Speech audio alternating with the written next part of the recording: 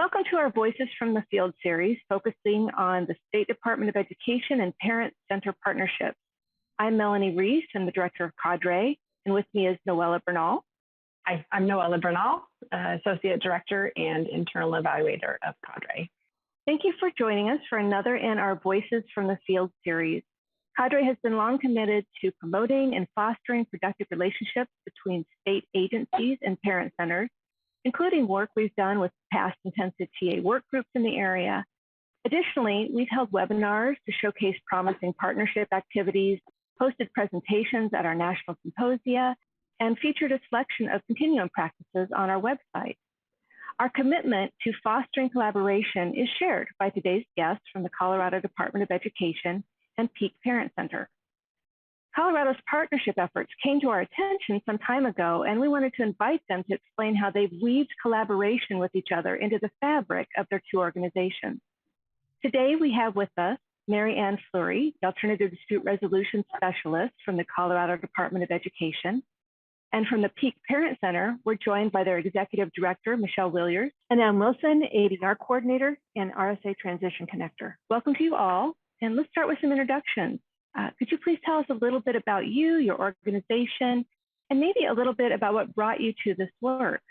Let's start with Mary Ann. Hi, as Melanie said, I'm Mary Ann Fleury, and I'm the Alternative Dispute Resolution Specialist with the Colorado Department of Education.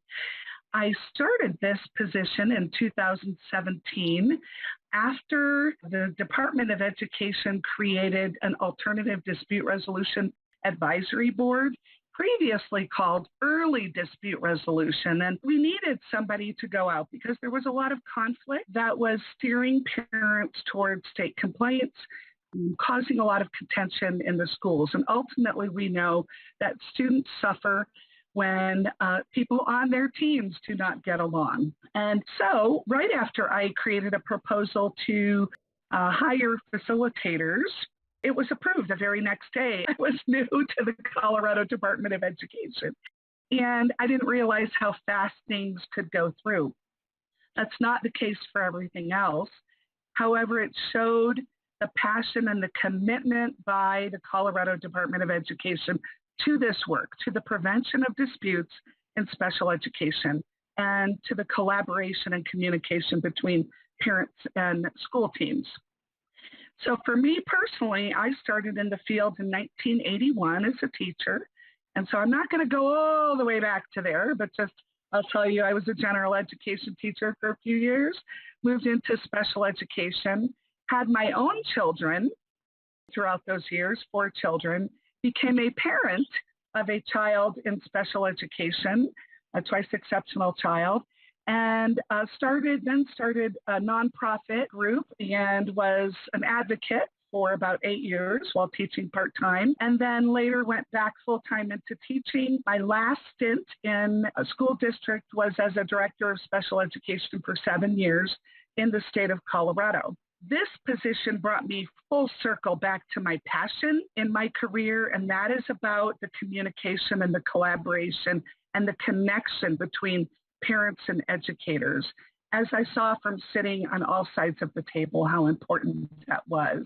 So those are my experiences, and I really found that the relationships are critical in this work, first and foremost, above looking at all of the legal processes and procedures. And I think that through our alternative dispute resolution work, we've been able to not only collaborate with Peak, but also bring all educators in the state to an awareness level that this is really critical. And the work is preventative. And when you focus on the relationships, that's when everything falls into place. So that's my passion in this work, and I hope that comes through today. And I'm going to turn it over to you, Melanie, to introduce Peak. Thank you so much, Mary Ann. So Michelle and Ann. So greetings, everyone. My name is Michelle Williers. I am the proud Executive Director of Peak Parent Center. I started out my career early on, right out of college, with the juvenile justice system, and very passionate around youth development. Initially going to go to law school, but decided that I wanted to work for a few years and really got a love for families youth, and figuring out, honestly, the future of our world and investing in the youth being our future. Did that for 8 years and then moved over to more of a prevention side of things to the Big Brothers Big Sisters Network, where I spent 22 years of my life really focusing on mentoring and relationships, back to Marianne's point of the power of relationships, and figuring out how we really took two virtual strangers, put them together, worked with an entire family, and built strong relationships. So we had a strong child and family unit that built them into competent, and caring adults. During all that time of my career, I became a proud parent of an amazing miracle child, young man. My son Beck was born at 23 weeks gestation. He was an identical twin. We sadly lost his brother at birth, but he is now a young man who's 18, who's fully included in his high school here in Colorado.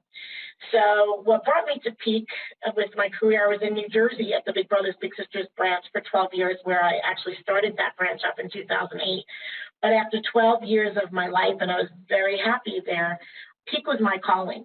It enabled me to align my personal and professional career and have a passionate love for still serving youth, but doing something that I've lived and walked and now continued on fighting for advocacy, inclusion for like parents and for parents around the world, really pushing for advocacy and a voice within to build strong self-advocates among their young people.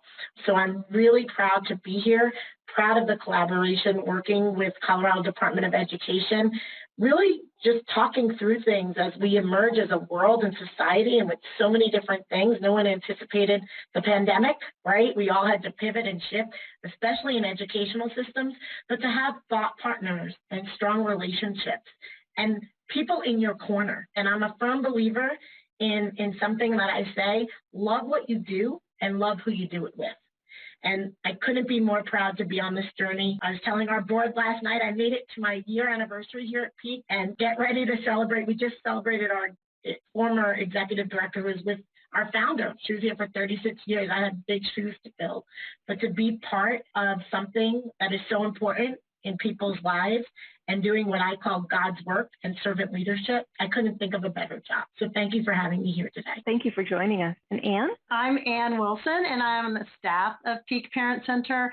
I divide my time between projects focusing on transition to adulthood, as well as the ADR project, and I lead most of our ADR efforts at Peak. I came to work at Peak as the parent of a student who was receiving services under an IEP, and my experiences, as well as the experiences that I was hearing about from other parents. And so I thought it was an opportunity to kind of expand my view with my experiences with special education, and as well as I'm really passionate about transition and going out into the world and the community.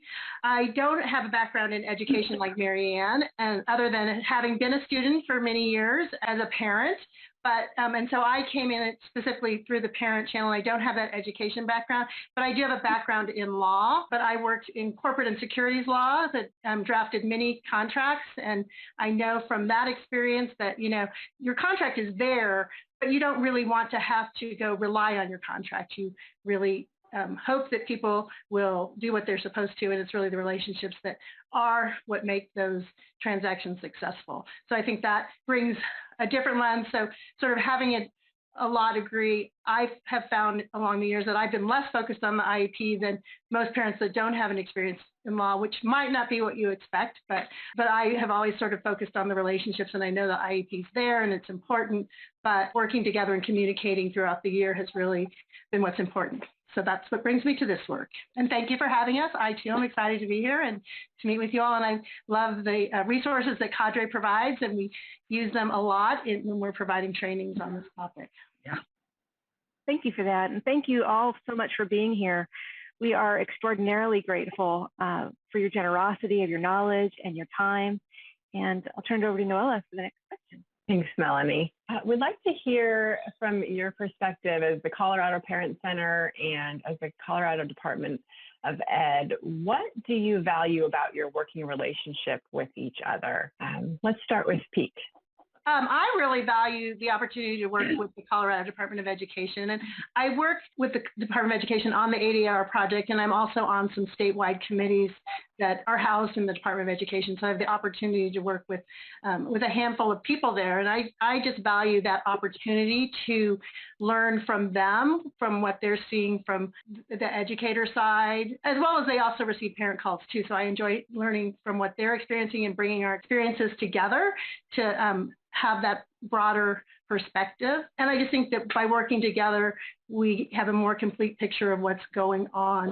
In the state, we do have the challenge of being a local control state. So we also have to work with the districts as well to get the complete picture. And then Michelle can add on the higher level. I would say really keeping it a broad stroke, but I think ties and connects to so many things, is the human connection element. I think when many times you are dealing with systems, whatever department you are dealing with systems, a lot of process. And one of the things I've come to value in the relationship that we've had with the Colorado Department of Education at Peak has been the value in the human connection and the people. And again, I think it does tie to that relationship piece, but that human connection, we're connected to each other, to hear each other's needs, wants, value systems, and figuring out how we can put those into practice to better serve our families, our school districts, and our communities. And I think that starts at the top, and then we'll trickle down into obviously the local districts where we also need to, where we are establishing those relationships and those connectors. So I think that is one of the things that once you have that, everything else can fall into place. Marianne? All right, so from the Department of Ed side, I feel that it's really critical to connect with Peak and to collaborate with Peak and to build that relationship as we have done, because it keeps us grounded in what is important for families in the state. When we are in the schools and we're focusing on educating and we're connecting with other educators and administrators, we have to work really hard at our family school community partnering activities. And it's kind of an afterthought in a lot of situations because we're so focused on what happens during the day in the school that then we have to work extra to do that rather than have it be second nature. And I think our relationship with Peak is really a model for the school districts out there to automatically embed parents and families into what you're doing so that you do address the needs of the families. And we all know that when needs of families are met, needs of students are met. And again, it is that collaboration and that relationship that really benefits all. One of the things that we did in our curriculum is we added a parent input to the IEP form, because many parents were calling CDE saying that they felt that they were not given the opportunity to meaningfully engage in their IEP meetings. And so in our discussions with Peak and what do parents need, and Peak takes those parent calls on a regular basis and then shares with us information as to what parents are saying. Then we can tweak what we do with staff in the districts to support that engagement and that connection with families. So I think that is really critical. Back to that parent input form, parents have now reported that that has helped them so much meaningfully engage in their IEP meetings because they have a report to share about their student as well. It's not that they're in the meeting listening to everybody else's reports and just kind of passively accepting everything that's being said, but they're able to express their concerns, their feelings, the strengths of their child in a way as everybody else does. And so that's an example of one of the things that stemmed from our relationship with Peak and the information we learned. One of the other things that we recently started was a coffee chat between our statewide facilitators and the parent advisors at Peak. And we're going to meet quarterly so that we can hear this information. And we may need to meet more often if there are some things that we need to work through as to how to address the concerns out there, especially this year.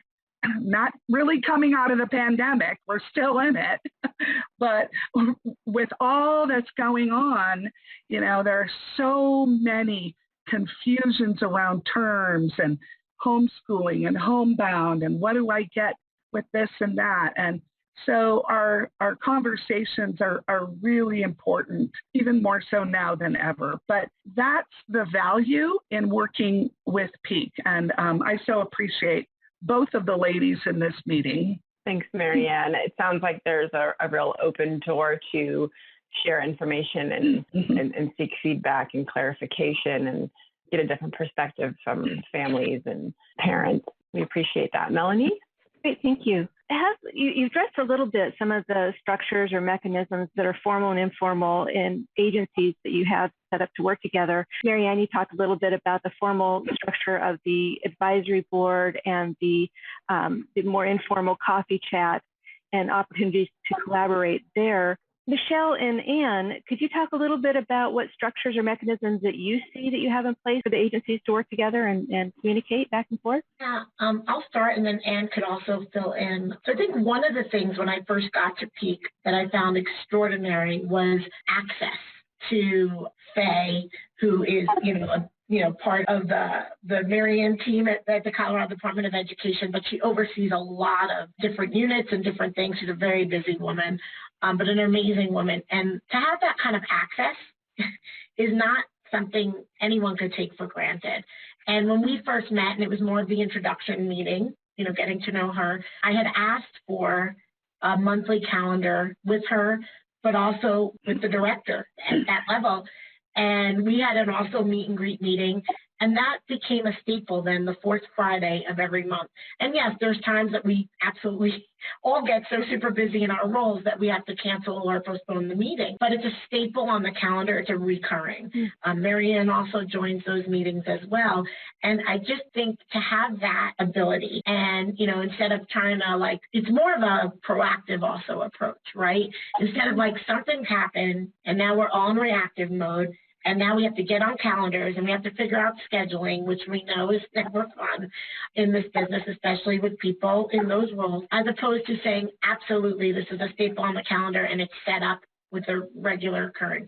I think that ability to have access at that level. The other thing I'm most proud of has been the recent Colorado Department of Education was awarded the federal grant through the SPDIG.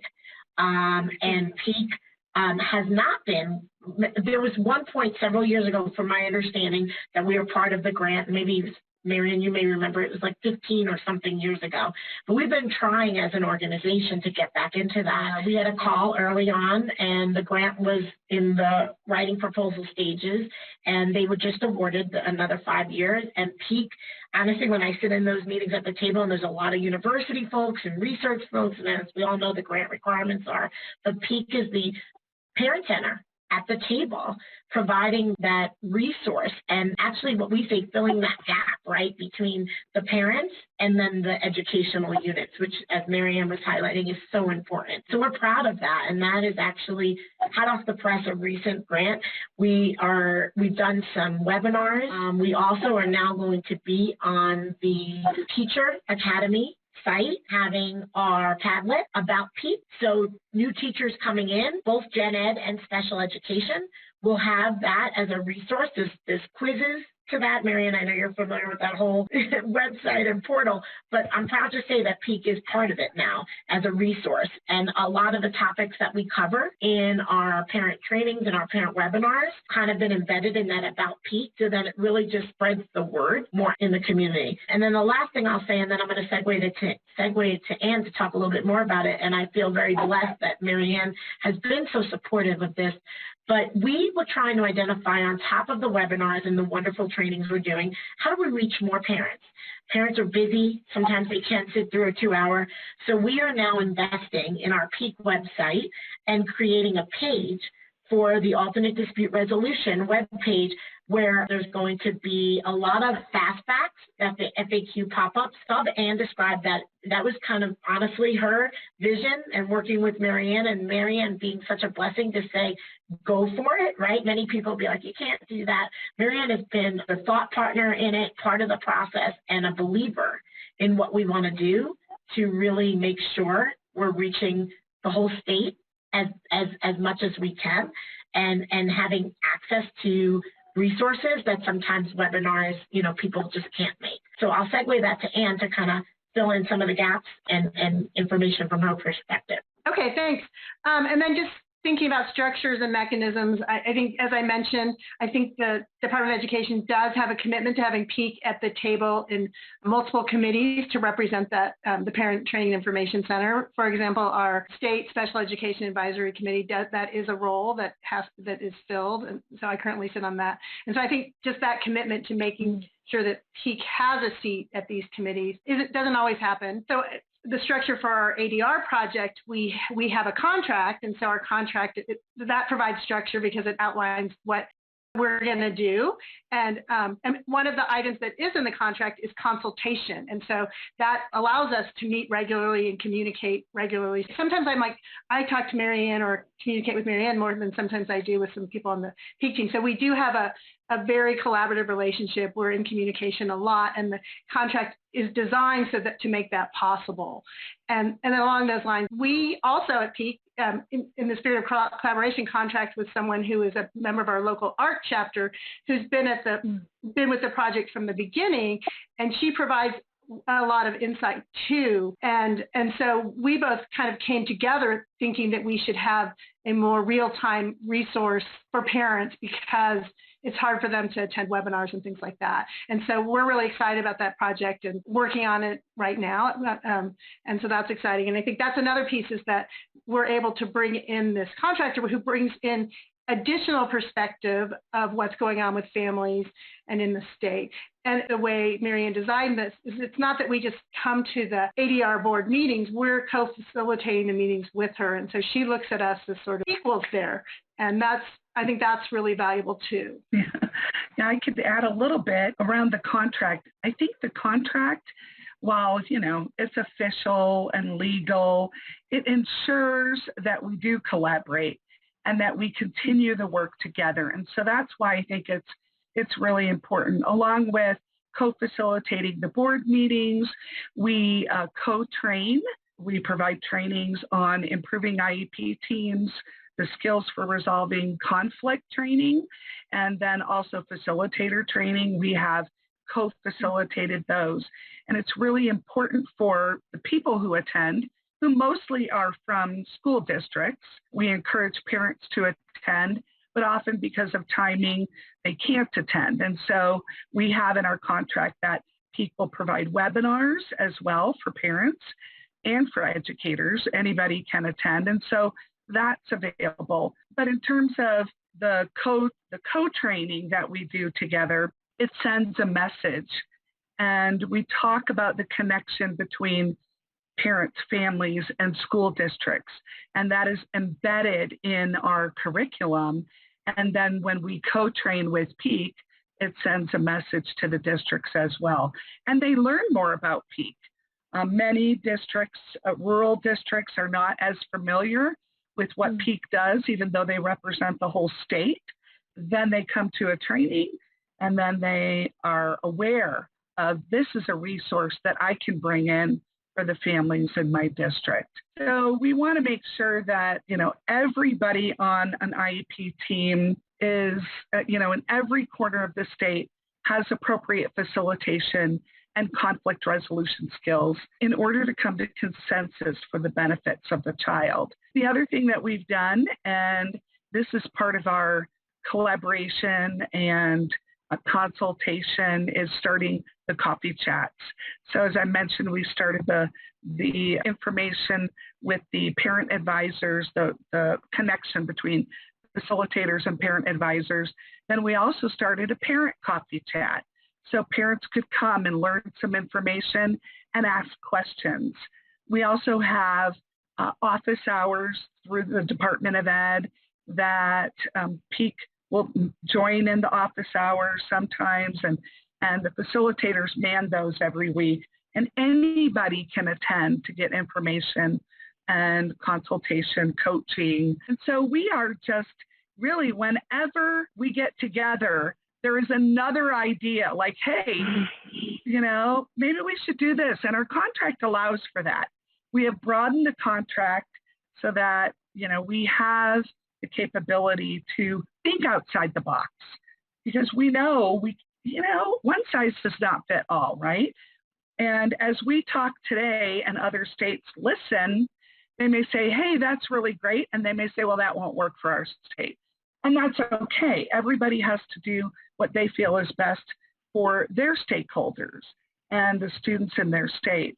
But we hope that our collaborative efforts will spark some other states to jump in and do something similar as well. So that's all I'll say right now. I know that, Peak, you're going to mention your inclusion conference, right? That we very much participate in. This is why we're such great partners. Actually, I was just going to say one more thing. So, one of the things that Peak really, I say it's our signature event, because it is. I mean, even though it's a conference, it is also an opportunity where we use it to have sponsorships and raise dollars. And one of the things we're proud about is CDE last year was our title sponsor. So, and it wasn't just, okay, we're sending you a check. It was, we're investing in your keynote speaker, which is an inclusionist and really will speak the walk and really help and support our educators to attend and our families in our districts to attend. So they kind of supported it financially, but then also being part of helping us solidify the speaker and be part of the content that they would want done. The other thing with the conference is we utilize our friends at CDE from all different walks of experiences and expertise to be speakers at the conference. So, we have keynote speakers, and then we have breakout sessions from various topics, from early education, early intervention, to, IEP sessions, to equity, all different kind of topics. And we lean on our friends at CDE. I know, Marianne, you presented last year with Anne on the alternate dispute resolution pieces and different curriculum. So we really lean on expertise to be partners at the conference and facilitators at the conference. And it's just such an important annual event that attracts people nationally and international. Last year, we had folks from Russia who attended, and people that have been working with university, UCCS here, the university, on inclusive practices in their own countries, and really looking to us on how we fostered that environment. So they sent several delegates to the conference to learn more. It's a very important event. Thank you for all of that information. So it sounds like for Peak, it's about access. And for both sides of the coin, it's about creating opportunities to grant that access and to share information so that you're operating with the full picture. And so it's admirable, the work and the opportunities that you've taken to make this collaboration happen. Noella? Thanks, Melanie. So, Marianne, we'd love to hear a little bit more about the ADR Advisory Board. You touched on it earlier on. Can you tell us just a little bit more about the history of the group, why it was started, and what its unique function is? Sure. So it started back in the end of 2014, I think October, prior to my time at CDE. But there are two key people that really sparked it at CDE, and that's Candace Hawkins, who and then Tracy Gershwin, who really, they got together and they started talking about the need for facilitative skills in IEP meetings. And as a director, I attended one of their sessions at the Inclusion Conference years ago, and was very excited and went up, I want to be one of the pilot districts. And so it was just a very exciting time where they brought this information in that, this is what could really make the difference in special education and deal with conflict, not just deal with conflict, but prevent the conflict. And I think that's the key piece right there, is that prevention piece. And so CDE said, we really need to get a committee together of different stakeholders, people in the communities, directors, educators, advocates, parents. We need them to come together to talk about the needs and what do we need to put into a curriculum. And so the ADR board, which was originally called the Early Dispute Resolution Advisory Board, it's not a governing board. It's an advisory board, but it was EDR first. And the reason we shifted, when I came on board, there were lots of concerns around the word early dispute. Parents saying, we're not in dispute. Why would we want a facilitator? And districts saying the same thing if a parent requested a facilitator. And so we thought long and hard, and I met with the board about that and other stakeholders, and looking at other terms throughout the country. The most widely known term is ADR, Alternative Dispute Resolution, and that seemed to fit very well because we are focused on alternatives to dispute resolution, not on exactly all of the dispute resolution options. And so we had a conversation about that, changed the name to ADR. So back in 2014, a committee was formed, the board was formed, and they focused on a curriculum, and they brought a company called Pingora in to develop the curriculum with them. Pingora then provided trainings in the state on the curriculum. And that was pretty much the responsibility of the board, and to develop IEP facilitative skills, help people become IEP facilitators in their districts. At that time, we did not have statewide facilitators. As I mentioned, that came on later after I interviewed the board because they saw the need. So then when I came on board, then we shifted and we branched out a little bit more around other things that we needed to address because we had gotten the curriculum really set. We were training the curriculum. I was tweaking the curriculum according to needs and through my collaboration with Peak, what do we need to change? What's the feedback out there? And through all the trainings we developed a survey, an evaluation survey that everybody who takes the training can complete, and then they get credit afterwards. They only get the credit for the training if they complete the survey. So that's how we got the feedback and the data. And through the evaluations, we were able to tweak the curriculum, add important things that were really needed out there. And this is an ongoing occurrence. So it's not a one and done deal. It's not just a canned training. We do tweak it, and we tweak it according to the needs of either the organization or the districts that we are training and having conversations ahead of time. So that's really when the board started. There was a rise in state complaints, which really spurred the initial development of the board. And then later, as we developed our relationship with Pingora to provide the curriculum, we branched away from Pingora, and the curriculum is ours. And that was part of the contract with Pingora, that they would develop a curriculum and then it's owned by CDE. And when we train with Peak, we don't put just the CDE logo on the curriculum, we put Peak's logo as well to again show that collaboration, that joint ownership in this project. And so that's pretty much how it started. We shifted to focusing on some restorative practices, parent resources, educator resources, and we did that for a little bit. We did move the board to working groups, but then that came back and they were like, well, we really want to just kind of give advice, and then you take the advice and move forward. And that's actually been very helpful. So in the last few board meetings, we've put up like a Jamboard. I don't know if anybody's familiar with Jamboard on Google, where everybody can put their ideas on certain topics. So what do parents need? We have a Jamboard on that. How can we address those needs? And then we have another Jamboard where people put all that. And it's a great visual because then we can take that information and say, all right, what are our next steps? What do we need to do with all of this input from our board, who are our stakeholders in the field? And so we are, continuously tweaking our work with the board so that we can get the best advice possible in order to move forward. And I know, Anne, you probably have a lot to say about the board too, because Anne is at every board meeting.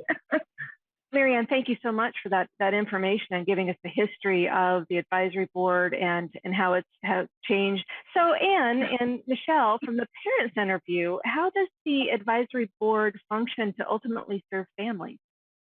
The number one thing, and I think sort of what the goal is the board and the work of the board and the project is really to improve outcomes for our students, because disputes are taking resources and energy and emotional costs that are detracting from our students' experience. So I think in the big picture, the work of the board serves to improve outcomes for students and let people really center their work around the student rather than around the conflict.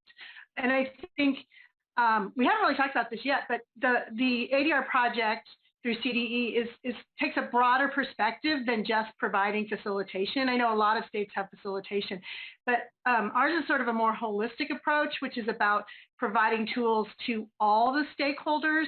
And that's why PEAK provides trainings as well. And we're not talking just the special education. We want tools for all the stakeholders. And that really aligns with PEAK's values of inclusion. We are hoping that through this preventing disputes, improving communication, and improving collaboration, that we're building stronger IEP teams. That's what we often call our trainings, our improving IEP teams. So we're really trying to, have a more holistic effect than not just preventing disputes, having people work together and ultimately creating better results for students. And I think a couple pieces is having PEAK and CDE really supports the impartial nature of facilitation, because it is an impartial process. And if it were just CDE, people might see it as, oh, you're there for the districts. But having us partners shows that this is, we're here together on this and we want you to be together on this. I think it supports parents because parents are often the ones who feel the imbalance at the IEP meetings. And so supporting communication can really make parents feel more comfortable. But we don't just train to say we're going to help it so that you can speak. We actually talk about preparing for the IEP meeting through the parent input form and thinking about, what is meaningful participation? And that isn't just about the school letting you talk. That is about you thinking about what is important for you to get out of this IEP meeting and preparing and thinking about how you want to communicate that to the team. So we're really hoping to support parents to be more proactive participants in the meetings and ultimately then again have a better outcome for the students, because that's really what we all are in this for. But sometimes in a time of scarce resources and increasingly scarce resources and staffing issues, even though we have all these rights and we have all the system, it doesn't work if we don't work together, because we're trying to do more with less. And so I bring up when I'm talking the high leverage practices for special education, and collaboration among teams and collaboration with families is right up there to ensure greater success for our students. And that completely aligns with the work we're doing. So I think everything in the spirit of how this project has been designed really supports families and ultimately students. And if I can add something, one of the critical pieces of our curriculum and what we provide for families and educators is the use of visuals. We want to ensure that there is understanding, because if there isn't understanding, then meaningful engagement can't happen. And then again, the data piece is huge. So data from our trainings, data from our facilitations is also important. We have an evaluation from facilitations as to how the facilitator made you feel during the meeting, what was the outcome of the meeting, and whether or not people feel that it would reduce the option to move towards dispute resolution processes. And the data is huge that comes back and really drives our decisions moving forward too. I think, one of the things that really stood out for me when I started here and learning more about the project was the fact that we were building communication skills within individuals. Not everyone is a great communicator or knows how to use their voice in whatever way their voice is, even if a youth-led IEP, right?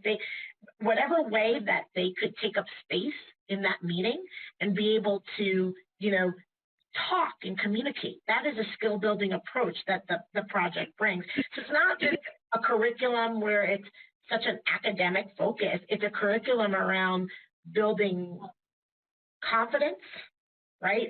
competency. I think, Anne, you said it best when you talked about the prep for an IEP, how to maybe research or understand and what, speaks to you for that specific disability that your child might have that might, be able to foster an effective meeting that leads to the outcomes that Anne was describing. So I think that skill building piece within individuals is a critical, I'm going to use the term life skill, that anyone can benefit from.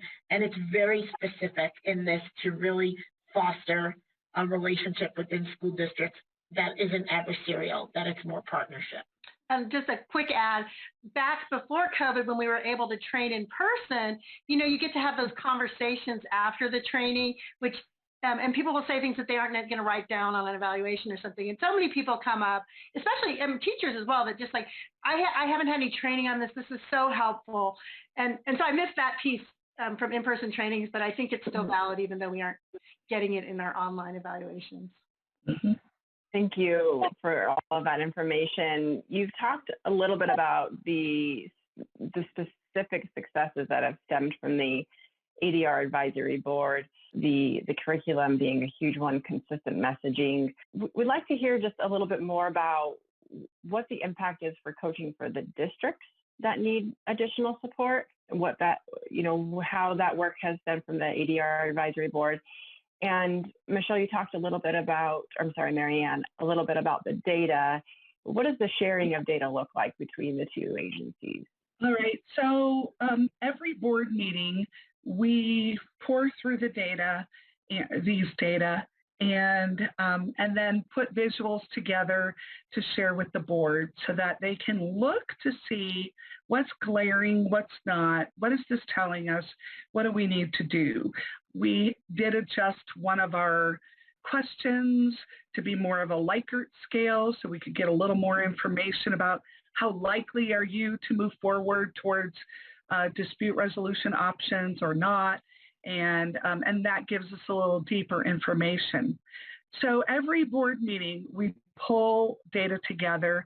We often, in our conversations between PEAK and CDE, talk about what's going on, what more informal data we've shared, and you and I have shared some of the data. So we talk about, what does this look like? Maybe we should add this question, or maybe we should start providing more information around some of the IEP components in our training because those questions come up regularly. And so whatever we can do to provide support, we do. The other thing in terms of coaching for districts, we offer what we call buckets of training. So if a district doesn't want to take the whole Improving IEP Teams training, or maybe they've had it, and now they need to dig a little more deeper into the knowing idea with precision component, into the active listening skills component, districts will call. This last year especially, oh my gosh, our trainings have increased tenfold because they needed support during the pandemic, more so than ever. How do we run effective IEP meetings? We started telefacilitating. And what does that look like for our district? How can we telefacilitate our own meetings? And so they've dug deeper into the previous training they've had and said, okay, we want you to come and do 2 hours on this topic and dig deeper. And then what we do is we ask them to bring their concerns, their conflicts, whatever they're dealing with, so that they can use the tools to work through their own conflicts, their own issues, so that then the very next day, they can go into those IEP meetings and support families in terms of how do we work through this conflict. And they've got some more tools in their bucket. So the coaching pieces around that. Our next steps are hoping to get more into the districts. The facilitators are very excited about going out and doing some more coaching. PEAK is talking about doing some more through not just the website, but with parent advisors. That's why we're connecting so strongly with them. And then we also have our office hours to provide some individual coaching. And what's occurred, and often maybe one director will get on and talk about the concerns in that district. And then we can recommend all of these tools, which leads them to then say, oh, we need to have more training. We need to embed this more. I need to be talking about this in my staff meetings with educators. And so it just kind of spirals from there into really, what are your needs? Okay, we'll take care of them. And so did that answer your question, Noella? Yes, it did. Pete, do you have anything you would like to add? No, I think Marianne really captured. I think the data piece for us too, and I will add this, we have Salesforce at Peak, which we are also, it's been fairly new, but getting to use it more effectively and capturing data now that Marianne think will be useful in future planning for the project. So capturing, with our parent advisors, the kind of calls we're getting, what's the common theme, so that we can kind of really analyze that data and then drive programming for future to ensure that we're kind of meeting the current needs and staying relevant in the times and really looking to, and I'm proud of that at Peak because, we are now a 21st century parent center, right? When it was first founded, this organization, I can specifically say, and it's amazing to me, it was founded before the ADA became even law. How powerful is that? So, the tireless leaders and our fearless founding executive director was fighting this before we even had the law to back the work that we needed to do. And that was powerful for me. But now taking it fast forward into the 21st century, we really need to make sure we're capturing the data effectively so we can really be a great resource for our entire state with positive outcomes for our young people and our families.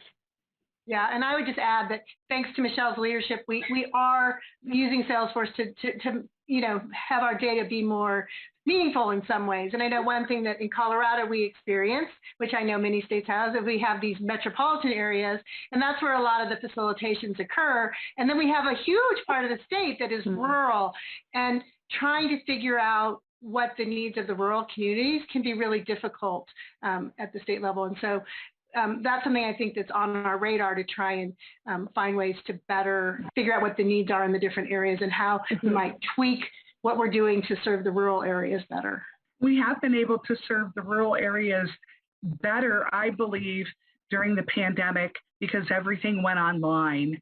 And so before I would drive, I would drive a day to go to Durango, train a day, drive a day back, and off, so I couldn't get out there all the time.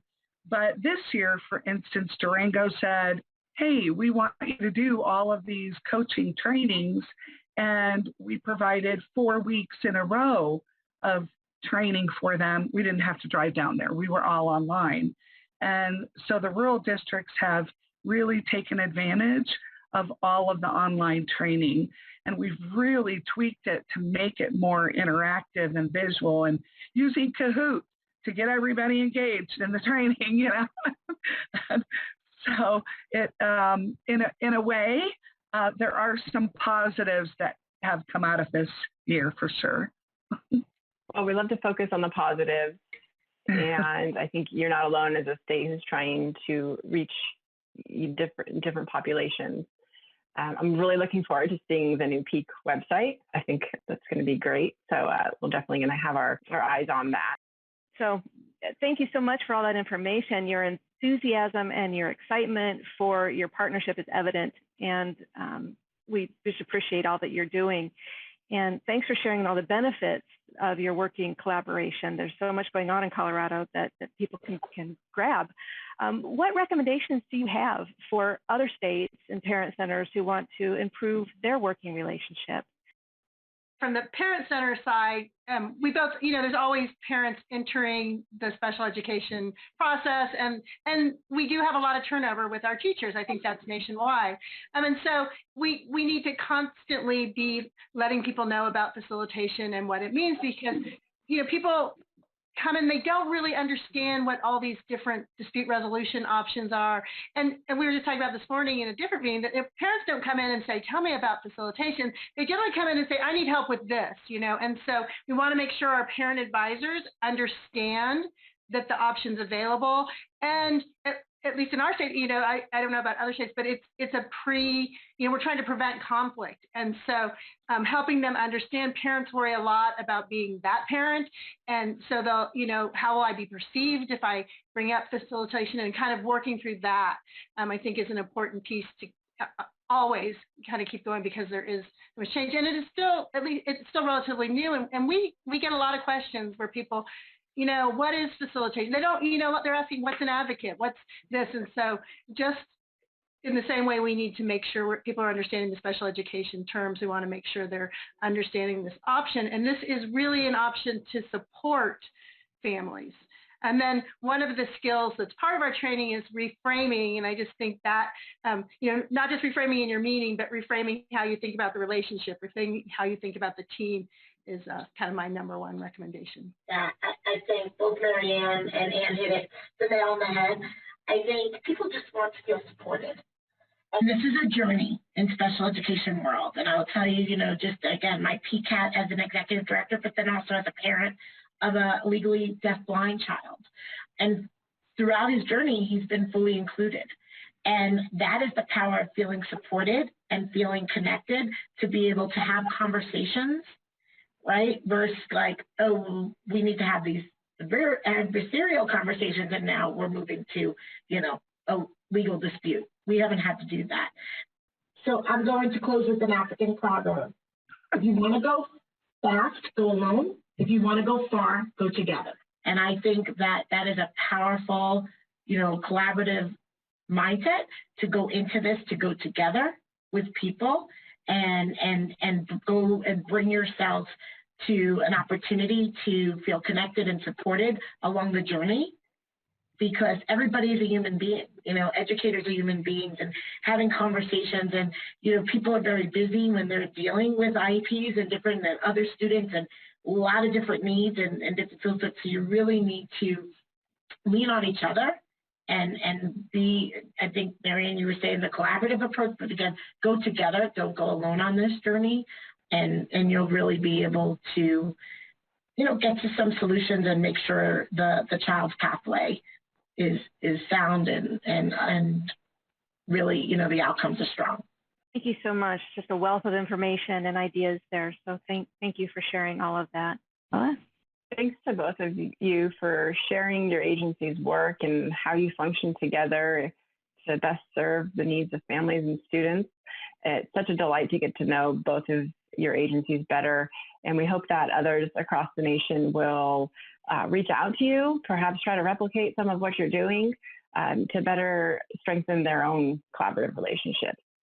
So thanks for taking the time to meet with us today and talk through what it looks like in your state. Thank you for having us. We really appreciate this opportunity. Thank you. Appreciate it.